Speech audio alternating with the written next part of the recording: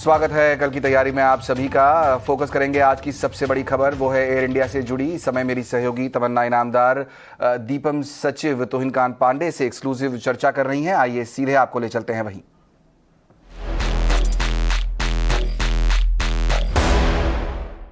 Speaking to us on this momentous occasion is one of the key architects of this disinvestment program, Tuhinkant Pandey, the DPUMP secretary. Mr. Pandey, thank you so much for speaking to us here at the ET Now network. हम आपसे अंग्रेजी और हिंदी दोनों में बात करेंगे ताकि हमारे सारे दर्शक इस समय को समझ सकें. Let me begin by just asking you why this moment is so significant and how it has given a boost to the idea that government can truly exit businesses it shouldn't be in.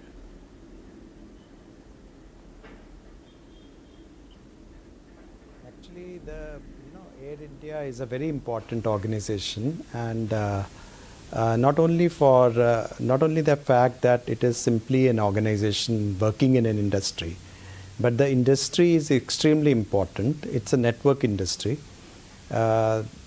It has connection with diaspora, Indian diaspora around the globe, and it has got soft aspects which stretch from to different continents. So growth of this organization was extremely key, not only from the point of view of its employees, but also from the Indian people at large, Indian diaspora, the other stakeholders, suppliers, as well as the other industries which are dependent on that. So its growth has been an extremely important factor in government deciding that in the private hands it will be able to achieve what it is intended to achieve.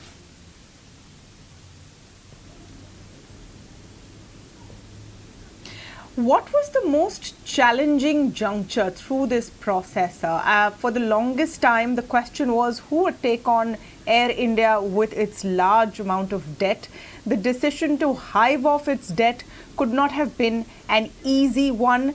Then there was protest and concerns from among employees and worker unions. What would happen to the brand of the national carrier? And then you finally ended up, sealing the deal in the middle of a global pandemic that hit the aviation sector. Was that the hardest bit?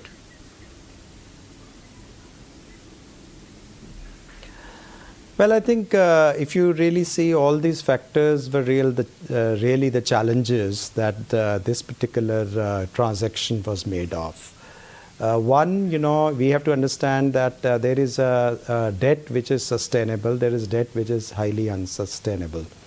Air India's debt was not merely because of the assets that it was possessing, but because of the continued losses running into several thousands of crores over a period of time.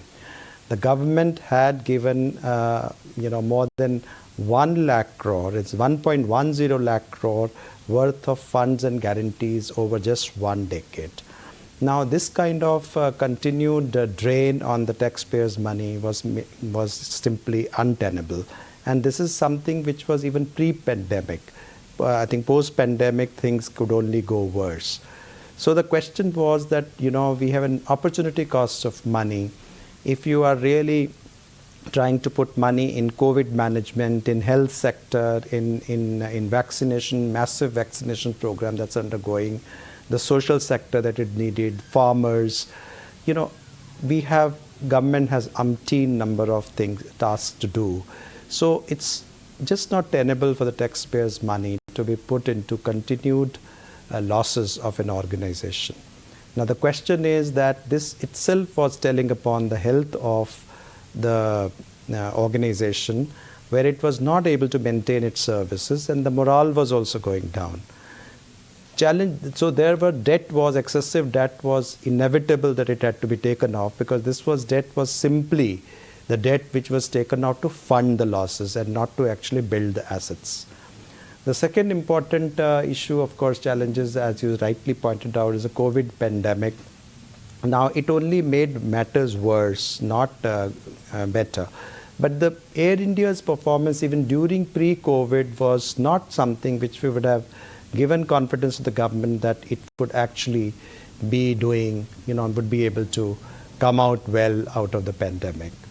So from the point of view of these challenges, the bid had to be structured in such a way that it could be worthwhile for anybody, any experienced person to come in and take over. Otherwise, we would not have. We did have no show in the first iteration, and in the second iteration, we had to work hard to know exactly how to structure the bid. In which case, we have been able to successfully conclude the transaction today.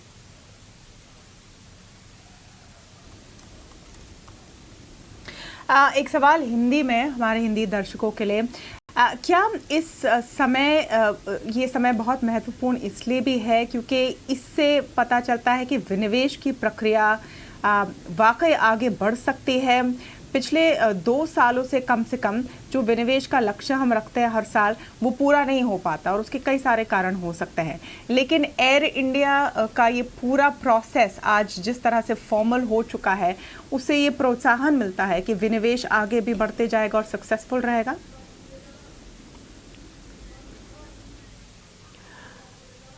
बिल्कुल, विनिवेश का actually जो मुख्य लक्ष्य, यदि हम कहें कि हम मात्र फिस्कल डेफिसिट को कम करने के लिए कर रहे हैं, यानी कि सरकार के रिसोर्सेज को रेस करने के लिए हैं, तो हमें विनिवेश के महत्वपूर्ण बिंदुओं पर विचार करना होगा। विनिवेश का सबसे बड़ा महत्वपूर्ण लक्ष्य है कि जो अर्थव्यवस्था की जो इकोनॉमिक इकाइयाँ हैं, बिजनेस इकाइयाँ हैं, वो अपने लक्ष्य को पहुँचाएँ, उनके अपने पोटेंशियल को पहुँच पाएँ, वो आगे बढ़ पाएँ, ग्रोथ कर पाएँ, तभी उनके जो एम्प्लॉइज़ हैं और दूसरे स्टेक होल्डर्स हैं, उनको उससे लाभ होगा। यदि वह नहीं कर पाते हैं तो इसका मतलब अर्थव्यवस्था में जो वो इकोनॉमिक पोटेंशियल है वो हम रीच नहीं कर पा रहे। तो इसको एक रिफॉर्म की दृष्टि से, एक आर्थिक सुधारों का महत्वपूर्ण बिंदु के रूप में देखा जाना चाहिए। यदि हम इसको बहुत बड़े बड़े टारगेट्स के हिसाब से फिस्कल के लिए करते हैं तो उसमें तो हम इजी हैंगिंग, जैसे कहते हैं ना, इजी लो हैंगिंग फ्रूट्स की ओर ज़्यादा अट्रैक्ट हो जाएंगे। जैसे कि हम यदि एक ऑर्गेनाइजेशन में जो गवर्नमेंट इक्विटी है उसको हम दूसरी ऑर्गेनाइजेशन में, सरकारी ही ऑर्गेनाइजेशन इकाई को यदि दे दें, तो उससे हमें सरकारी खजाने के लिए रिसोर्सेज तो मिल सकते हैं, लेकिन उससे जो सुधार हम चाहते हैं वो नहीं हो पाएंगे। जो सुधार का लक्ष्य ये है कि प्राइवेट इन्वेस्टमेंट और प्राइवेट मैनेजमेंट को बढ़ावा देना, जिससे कि उन इकाइयों को द्रुत गति से, क्योंकि टेक्नोलॉजी बहुत तेज़ी से बढ़ रही है, उस टेक्नोलॉजी के आयाम में क्विक डिसीजन बिजनेस इकाइयों के प्राइवेट सेक्टर ले सके। तो इसलिए मेरे ख्याल से यदि विनिवेश में हम प्राइवेटाइजेशन पे सक्सेसफुल हो पाते हैं तो उससे हमें जो आर्थिक सुधारों का जो हमारा चित्र है वो स्पष्ट हो जाएगा।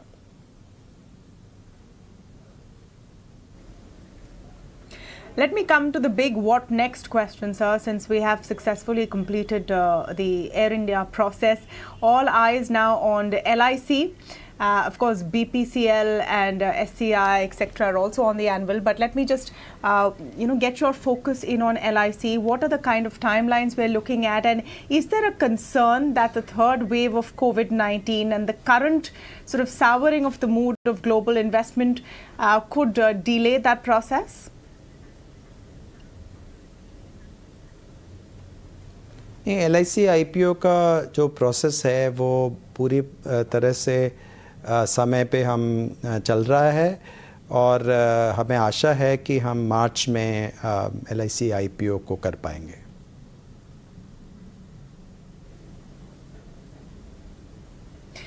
How crucial would the LIC IPO be from the point of view, of course, will be the big one, the behemoth, from the point of view of meeting targets being set for disinvestment as well, and again the soft power that you spoke about in the context of Air India. LIC again is one of those brands that there's a feeling of collective ownership by all Indians.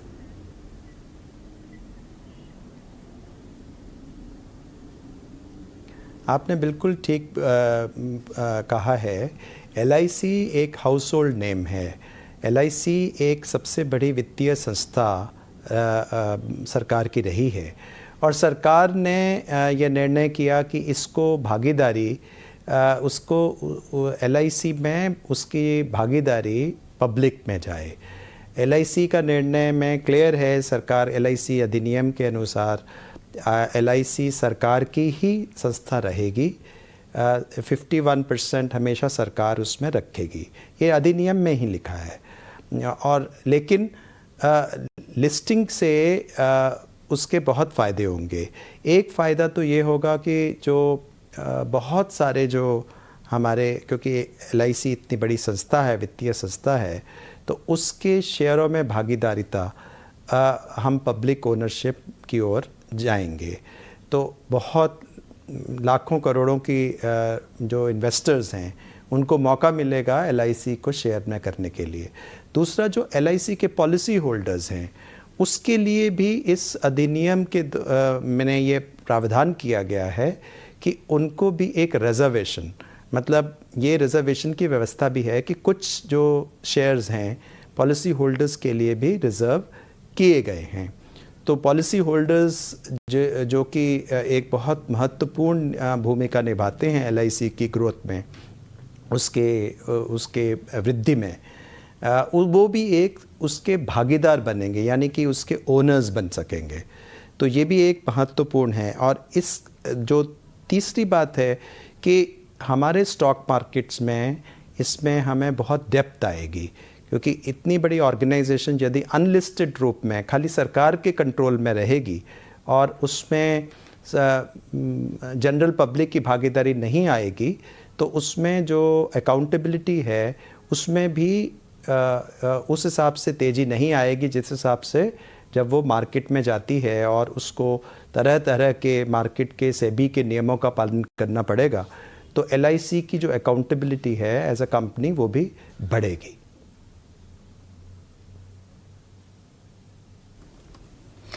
So may I please ask you a follow-up, and I know you're short on time, but please do allow this. You talked about reservation of sorts for LIC policy holders.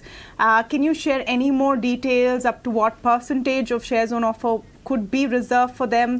Would there be any guaranteed allocation, or would it be a share of the pie that they could also apply for and would be kept for them? If you could give us any more clarity on this. नहीं, इससे जो अधिनियम में ही, legislation में ही इसकी व्यवस्था की गई है कि किस परसेंटेज तक इसमें दिया जा सकता है, और जहाँ तक कि एलोकेशन का वो होगा वो बिडिंग प्रोसेस से ही होगा। मतलब पॉलिसी होल्डर्स के बीच की एक अलग विंडो में बिडिंग प्रोसेस से ही उसका जो आवंटन किया जाएगा।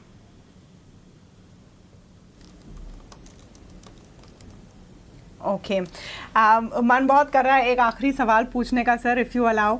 बस अगर आप BPCL का क्या है लेटेस्ट, उस पर आप अपडेट दे सके हमें।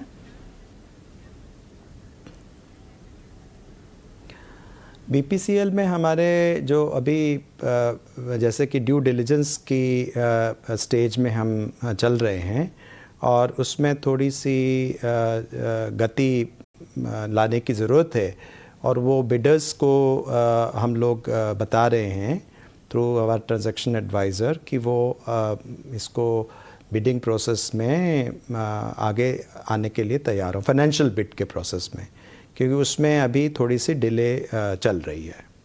तो हमें आशा है कि हम, क्योंकि ये कंपेटिटिव बिडिंग प्रोसेस है, तो बिडर्स का उसमें कोऑपरेट करना ज़रूरी है हमारे लिए।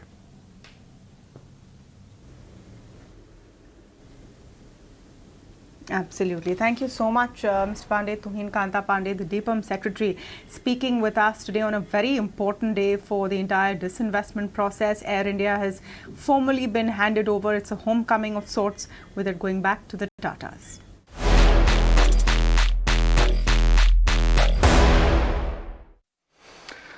दीपम सेक्रेटरी तुहिनकांत पांडे से एक्सक्लूसिव चर्चा आप सुन रहे थे। काफ़ी बड़ा दिन आज टाटा ग्रुप के लिए, जाहिर तौर पर करीब करीब 69 साल के बाद वापस टाटा ग्रुप में एयर इंडिया पहुंच गई है। और भारत सरकार के लिए भी एक बड़ा दिन है, क्योंकि जो डिसइन्वेस्टमेंट, जो विनिवेश की प्रक्रिया लगातार पिछले कई समय से सरकार कोशिश करती है और उसको आगे बढ़ाती है, उस वहाँ पर एक बड़ा कदम सरकार आज अचीव कर पाई है। पूरी तरह से सक्सेसफुल जो ट्रांसफ़र है, हैंडओवर है, वो एयर इंडिया का हो चुका है। 18,000 करोड़ में ये पूरी डील हुई थी, हमने आपको ये बताया था। तो अब देखना होगा कि यहाँ से अब एयर इंडिया के लिए नया रास्ता क्या होता है। चलिए, लेकिन हम फोकस करेंगे अब कल की तैयारी में, हमारे दोनों ही मेहमानों को शामिल करके ये चर्चा करने में कि अब कल के दिन आपको ट्रेडिंग सेशन में क्या करना चाहिए। हमारे साथ रवि सिंह और भाविन मेहता बने हुए हैं। बहुत बहुत शुक्रिया हमारे साथ आज शामिल होने के लिए। भाविन, मैं आपसे शुरुआत करना चाहूँगा। काफ़ी ज़्यादा बाजार हम देख रहे हैं कि वॉलेटाइल हो गया है। अब आप गैप डाउन ओपन देखते हैं, उसके बाद एक ज़ोरदार रिकवरी की कोशिश होती है। आज भी कोशिश हुई। बैंक निफ्टी तो जाहिर तौर पर आज करीब करीब 1% ऊपर ही जाके बंद हुआ, लेकिन जो ब्रॉडर मार्केट है, जो दिग्गज स्टॉक्स हैं, वो उतनी अच्छी रिकवरी नहीं दिखा पा रहे हैं। चार्ट्स पर आप किस तरह से रीड कर रहे हैं इस समय बाजार के मूवमेंट को? Good evening. So major event तो अभी नेक्स्ट वीक है। आई मीन बजट देखेंगे, अर्निंग्स हैवी वीक है। At the same time auto sales number भी आने वाले हैं। तो जो करीबन हम लोग ने देखा कि लास्ट कपल ऑफ डेज में ऑटो में भी एक बड़ा मूव मिला था, जिसने मार्केट को अच्छी तरह से सपोर्ट किया था। बैंक्स डेफिनेटली एक्शन में रहेंगे बजट के साथ। तो काफी इम्पोर्टेंट वीक रहेगा गोइंग फॉरवर्ड। निफ्टी की अगर बात करें तो थैंकफुली जितना भी सेल ऑफ हुआ है लास्ट कपल ऑफ डेज में, स्पेसिफिकली फ्रॉम एफआईआई साइड, हमने एक चीज देखा कि निफ्टी 17,000 को अच्छी तरह से रिस्पेक्ट कर रहा है अभी तक। और एट द सेम टाइम अगर 200 डे एसएमए की बात करें, जो कि लास्ट करेक्शन में जब मार्केट 16,400 के आसपास आया था, तो 200 डे एसएमए से रिवर्सल एक अच्छा मिला था, जो करीबन अभी 16,600 के आसपास है। तो मुझे लग रहा है कि कहीं ना कहीं मार्केट जब तक 200 डे सिंपल मूविंग एवरेज को सपोर्ट कर रहा है, तो ओवरऑल व्यू रहेगा कि ये रेंज में ट्रेड करे 17,500 अपसाइड में, 16,500-600 ऑन डाउन साइड। और जब तक 17,000 के नीचे क्लोज नहीं आता है, डेफिनेटली एक positive momentum buy on the dips बना रहेगा। बैंक निफ्टी की बात करें तो काफी अच्छा मूव मिला है ये पूरे सीरीज में। ओवरऑल 38,200 के ऊपर हमको एक पॉजिटिव मूव मिल सकता है अपसाइड पे। कोटक महिंद्रा बैंक के नंबर्स आएंगे आगे जाके, इंडसइंड के भी नंबर्स बाकी है जो वीकेंड में आएंगे। तो मुझे लग रहा है कि मंडे एक बड़ा मूव मिल सकता है बैंकिंग सेक्टर में, स्पेसिफिकली अगर 38,200 को हम ब्रेक करते हैं। रवि, एक बड़ा दिन, अभी हम दीपम सेक्रेटरी से भी बातचीत कर रहे थे और एयर इंडिया का हैंडओवर हो गया है। एक बड़ा यहाँ पर जो सिचुएशन देखने को मिलती है वो ये कि सरकार अपनी विनिवेश के टारगेट की तरफ धीरे धीरे बढ़ती हुई दिखाई दे रही है। एलआईसी के आईपीओ पर भी उन्होंने बात की। उनका कहना है कि समय से होगा, मार्च में जो प्लान हो रहा है। बीपीसीएल के विनिवेश की चर्चा भी लगातार चल रही है, वहाँ पर भी फाइनेंशियल बिड्स आनी वानी है। तो मैं इस पूरे माहौल को देखते हुए आपसे समझना चाहता हूं कि सरकार काफ़ी हद तक अपना काम कर रही है और विनिवेश की प्रक्रिया को पूरे करने में लगी हुई है। दूसरी तरफ हम देख रहे हैं कि ग्लोबल मार्केट जो है वो बाज़ारों को इस समय डिक्टेट कर रहे हैं। काफ़ी ज़्यादा दबाव यूएस में देखने को मिल रहा है। वहाँ पर फेड का जो इवेंट था वो ख़त्म भी हो गया, क्रूड 90 तक पहुँच गया। ये सारी चीज़ें, इन सबको अगर आप समझाना चाहें आसान भाषा में, कम शब्दों में हमारे व्यूअर को, तो कैसे समझाएंगे? क्योंकि अब सवाल यह है कि कैसे आपको ट्रेड करना चाहिए यहाँ से आने वाले दिनों में। देखिए, ये सारे इवेंट्स चलते रहेंगे, मार्केट में उतार और चढ़ाव का माहौल बनता रहेगा, लेकिन इंपॉर्टेंट ये है इस समय कि 1 तारीख को जो बजट है, जो करेक्शन था वो खत्म हो गया है। और इस जगह से अब आपको ये फोकस करना है कि वीक ऑन वीक बेसिस पे जो मार्केट का मोमेंट है उसमें स्ट्रैटेजी आपको यहाँ पर क्या अपनानी चाहिए। और मुझे ऐसा लगता है कि मोर एवर आपको बुलिश रहना चाहिए। आज बैंक चले हैं, 2 दिन में ऑटो चलने शुरू हो जाएंगे, ऑक्सिलरीज चलेंगे, यहाँ पर फार्मा सेक्टर वापस से रीगेन करता हुआ नजर आएगा, आईटी सेक्टर वापस रीगेन करता हुआ नजर आएगा। तो अच्छी अपॉर्चुनिटी है आपके लिए यहाँ पर लॉन्ग टर्म पोजीशंस के लिए एवरेज करना, शॉर्ट टर्म पे बाइंग अपॉर्चुनिटी को वापस से यहाँ पर रीगेन करना। तो अभी जो मार्केट का मोमेंटम है, देखिए बहुत बड़ा करेक्शन नहीं है। अगर आप लंबे करेक्शन की भी बात कर लें तो मुझे नहीं लगता कि 16,800 के नीचे मार्केट सस्टेन्ड हो पाएगा। और आपने देखा कि वो दो बार उस लेवल के पास आने के बाद मार्केट ने रिवर्सल दिखाया। तीसरा, अगर और ज्यादा सिनेरियो की डाउन की तरफ जाते हैं तो मुझे लगता है 16,500 का लेवल भी अट्रैक्टिव लेवल है, और उस लेवल के नीचे तो मार्केट के वैल्यूएशन शायद सपोर्ट नहीं देंगे और वापस से एक बूम आता आएगा। और इंटरनेशनल मार्केट में जो अभी इवेंट चल रहा है उसको लेकर के अब सब कुछ यहां पर शांत होता हुआ नजर आएगा और मार्केट में काफी पॉजिटिविटी यहां पर आपको देखने को मिल सकती है। तो यहाँ से पॉजिटिव मूव की ही उम्मीद की जाए बाजार में, ये संकेत आप दे रहे हैं। आज हमारा शो थोड़ा छोटा जरूर है, लेकिन हम अपने दर्शकों को ये जरूर बताएंगे कि हमारे मेहमान कुछ आइडियाज लेकर आए हैं। वो कौन से हैं आज के लिए? इस वक्त हो गया है वीआईपी शेयर्स का।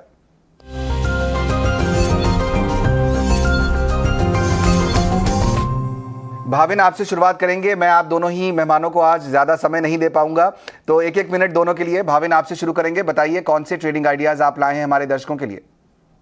तो दोनों बाय आइडियाज है। फर्स्ट वन है NTPC, buy current level around 135 के आसपास स्टॉक कोट कर रहा है। Stop loss 130, target 145, excellent support in the range of 130-31, तो potential outperformer going forward.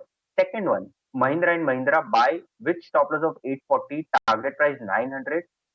Last 3 दिन से हम देख रहे हैं कि ये स्टॉक अराउंड 840-45 के आसपास सपोर्ट ले रहा है। 860 का आज का क्लोजिंग है, तो 840 के स्टॉप लॉस से 900 के टारगेट के लिए पॉसिबल ढूंढनी चाहिए। जैसा रवि भी बोल रहे थे, आपको एक अच्छी long term short term opportunity और बाइंग करनी चाहिए। एनटीपीसी और एमएनएम, दो बाइंग आइडिया भाविन की तरफ से। रवि, यहाँ पर एक ही मिनट आप ही के लिए भी, तो आपके पास कौन से आइडियाज हैं? क्या आप भी यहाँ से बाइंग करने की शुरुआत करने वाले हैं? बिल्कुल, देखिए मैं तो इवेंट को प्ले करने की कोशिश करता हूं, और बजट है, बजट से पहले अगर किसी को 8 से 10% के रिटर्न मिल जाए तो उससे अच्छा कुछ नहीं है। दो शेयर हैं, बैंक ऑफ बड़ौदा, जिस हिसाब से बैलेंस शीट अच्छी हो रही है, गवर्नमेंट कोशिश कर रही है और बैंकों की यहाँ पर परफॉर्मेंस अच्छी हो रही है, बाय करके चल सकते हैं 120-118 के टारगेट के लिए, बजट के एक वीक तक के लिए। दूसरा स्टॉक इसी बजट से रिलेटेड ही है, एक्साइड इंडस्ट्री, जिस हिसाब से ईवी का पोर्शन यहाँ पर है, एक तरीके से मार्केट को ड्रिवन करेगा अगले आने वाले समय में। तो अभी यहाँ पर बजट के अनाउंसमेंट से पहले आप इसको बाय करके रख सकते हैं और 190 के टारगेट आपको देखने को मिल सकते हैं। तो ये दो स्टॉक हैं जो फंडामेंटल भी अच्छे हैं और साथ में जो गवर्नमेंट की पॉलिसीज अभी अनाउंसमेंट आने वाली है उसको भी सपोर्ट यहाँ पर कर सकते हैं और उसका फायदा आप लोग सीधे ट्रेडिंग से उठा सकते हैं। तो बजट से पहले अगर आप कुछ फायदा उठाना चाहते हैं तो रवि दो आइडियाज लेकर आए हैं। एक्साइड आपके सामने यहाँ पर 190 तक के टारगेट दिखाई देते हैं। इसके अलावा बैंक ऑफ बड़ौदा, हमने देखा पीएसयू बैंक्स में आज अच्छी खरीदारी भी थी, उस मोमेंटम को आप प्ले करके चल सकते हैं आगे। 5% ऊपर बैंक ऑफ बड़ौदा आज भी था, लेकिन 120 तक के भाव की उम्मीद यहाँ पर रवि कर रहे हैं। चलिए, बहुत बहुत शुक्रिया रवि और भाविन आज शो में शामिल होकर अपने स्टॉक्स हमसे हमारे साथ शेयर करने के लिए। कल की तैयारी की पूरी टीम को दीजिए इजाजत। लेंगे एक ब्रेक, लेकिन आगे लेकर आएंगे आपके लिए मेड इन इंडिया।